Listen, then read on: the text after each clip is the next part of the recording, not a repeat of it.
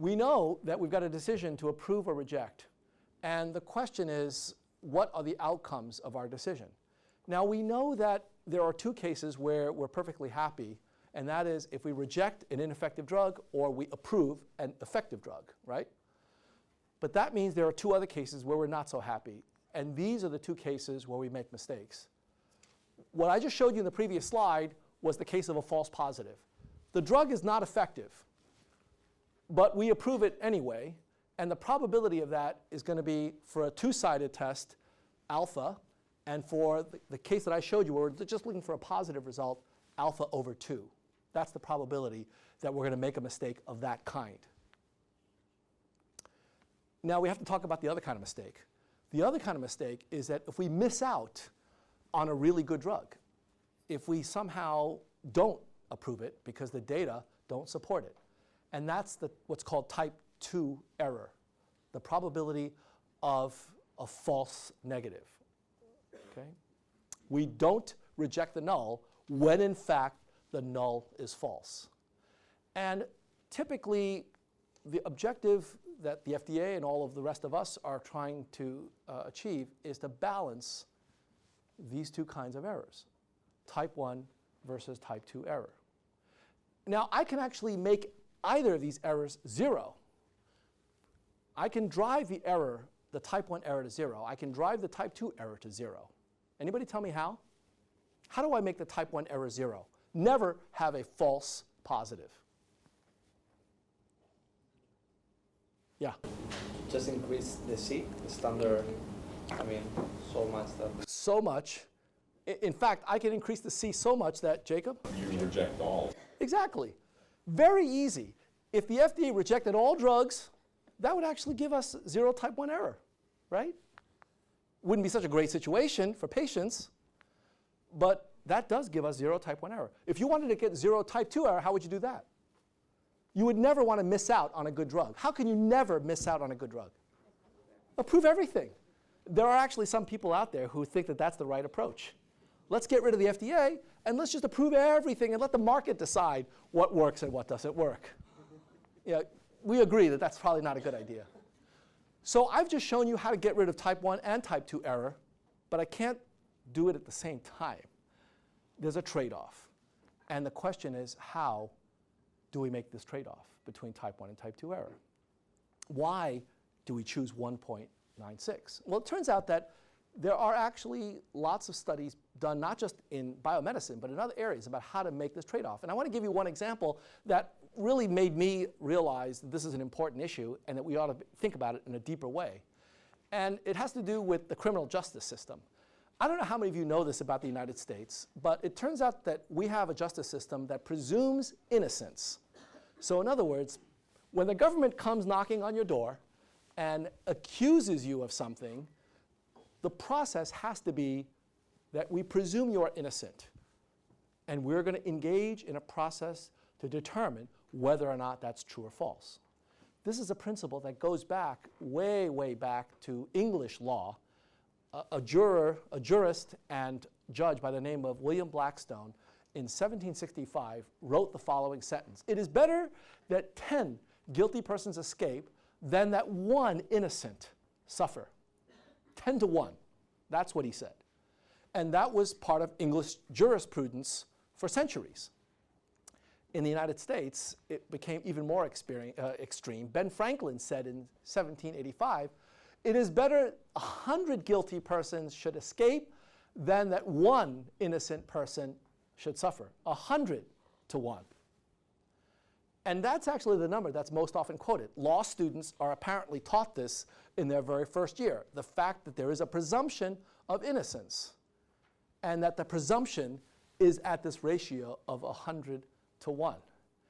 Now, this weighting actually has pretty significant implications, right? In particular, it has implications for the amount of crime that could exist. And that implication really came home to me in a very direct way through a TV show that most of you were not alive yet when it was on the air. It was called LA Law. And it was a fantastic episode that was called Justice Swerved. about how this particular idea that I'd rather let 100 guilty people go than convict one innocent person, that was actually taken into account in a very systematic way and had implications for the outcome of a trial. The story had to do with a couple that had an infant with severe mental retardation. And they didn't know it at the time, but when the baby was born, it was deprived of oxygen. It had some other issues, some genetic issues.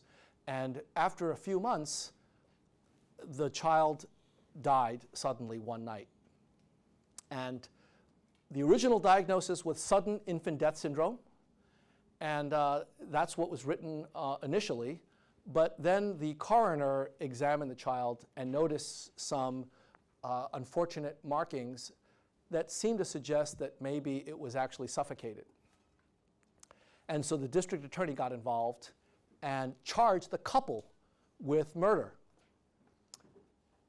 And as the case was being built and it went to trial, the wife talked to the lawyer one evening by herself. The husband was late because of work. And the wife said to their lawyer, you know, I didn't want to say anything, but a few months ago, I noticed that my husband was looking online and actually was looking for symptoms of sudden infant death syndrome. And I didn't think anything of it at the time, but now I'm thinking that, my God, maybe he killed our child, and I don't know what to do. And the lawyer was completely shocked and didn't know what to make of it. And later on, he had the chance to talk to the husband by himself. And without any prompting, even before the lawyer had a chance to bring this up, the husband said, you know, I just wanted to mention something to you. A few weeks ago, my wife was just in tears. She was just tired. She just couldn't take it anymore and broke down and said, you know, maybe it's better if our child is dead than to suffer like this. And he said, I don't know what to make of it, but my God, you know, do you think that she might have actually killed our child? And so the lawyer is completely confused. And the first thing he said was, I cannot represent the both of you because I don't know what's going on here. You need to get your own lawyer. And the wife got her own lawyer, and the case was split into two people. The trial went on, and they accused each other of engaging in infanticide. And that's how the case was built. And at the end of the process, the jury deliberated. And what do you think the verdict was at the end? They found both defendants innocent.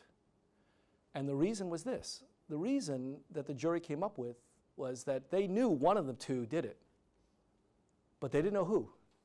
And rather than convict an innocent person, they would rather let 100 guilty people go. So the two were acquitted. And because there's no double jeopardy, there's no way that they could be tried again for this. So they left the courtroom. What made this episode incredibly chilling was the very last scene.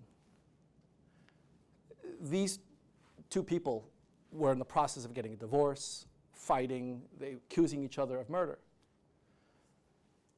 They left the courtroom together with their lawyers. They went in the elevator together. They stood next to each other, looking straight ahead, no eye contact. And for the briefest of moments, the camera panned down to their hands. And they clasped hands for 3 seconds, and then they let go. So this is not nearly as exciting in drug development, I understand. But it does get the point across that type 1 and type 2 error actually matter. And how you weight them actually matters. It has consequences.